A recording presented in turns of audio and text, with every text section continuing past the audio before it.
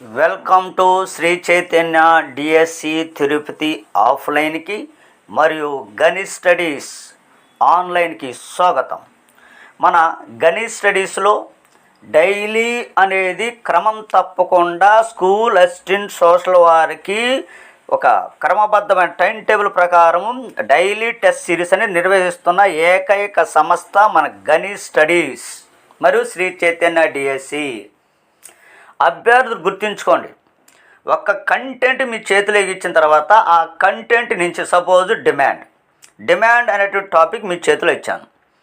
ఆ డిమాండ్లో ఫస్ట్ నుంచి లాస్ట్ వరకు ఎగ్జామినర్ ఏ స్టైల్లో క్వశ్చన్లు అడుగుతున్నాడు, 2025 మెగా డేస్లో ఏ తరహాలో అడిగినాడు, మరి అదేవిధంగా టెట్లో ఏ విధంగా దాని తరహాలోనే కదా నెక్స్ట్ రాబోతుంది. ఆయన ఆలోచన ఆ విధంగా ఉంటుంది. ఆ తరహాలో వస్తున్న ఏకైక టెస్ట్ సిరీస్ మన గణిత్ స్టడీస్. మీ ఇష్టం, రైట్? అర్థంతే రైట్. ఓకే, ఇక్కడ మీరు ఓల్డ్ ప్రశ్న పత్రాలతో స్పందించిన సంస్థ కాదు. ఓల్డ్ ప్రశ్నలు స్పందించే సంస్థలు ఉన్నాయి.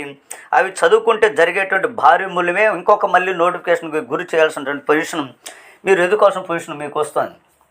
కాబట్టి ఆన్లైన్లో కూడా మీరు ఒక క్రమబద్ధమైన క్రమశిక్షణతో కూడుకున్న మరి అదేవిధంగా కంటెంట్ తరహాలో ప్రశ్న వస్తున్న ఏకైక టెస్ట్ సిరీస్ మన గణిత్ స్టడీస్. కనుక అందరూ కూడా క్రమశిక్షణతో చదవండి. మన రాష్ట్ర విజేత ప్రతిరోజు జరుగుతున్న డైలీ టెస్ట్ అనేది రైట్ జరుగుతుంది. అలాంటి టెస్ట్ నిర్వహిస్తున్న ఏకైక సంస్థ మన గణిత్ స్టడీస్ మాత్రమే. ఇది నేను రైట్ గర్వంగా చెప్పగలను. ఈవెందో పండగల్లో కూడా రైట్ ఓకే మీకు ఎగ్జామ్ సిరీస్ని ఆపలేదు, ఇది గుర్తుంచుకోవాలి. Okay right. సరే, అంతకుముందు ఉన్నటువంటి ఓల్డ్ డేటా ఎత్తుకుని బిట్లని మీకు రైట్ ఇదే టెస్ట్ అని రాసేయండి, అలాంటి ఏముండదు. ఓకేనా? అప్డేట్ ఏ రోజుకి ఆ రోజు తయారు చేయటం, మీకు వదలటం, అంటే ఎగ్జామినర్ ఆలోచన ప్రకారం ఇది గుర్తుంచుకోవాలి, రైట్? సో అందులో విజేతగా నిలబడినటువంటి మన చరిత మేడంకి వన్స్ అగైన్ కంగ్రాచులేషన్. ఎప్పుడు కూడా చరిత మేడం తన ర్యాంక్ అంటూ ఆమెకంటూ ఉంటుంది.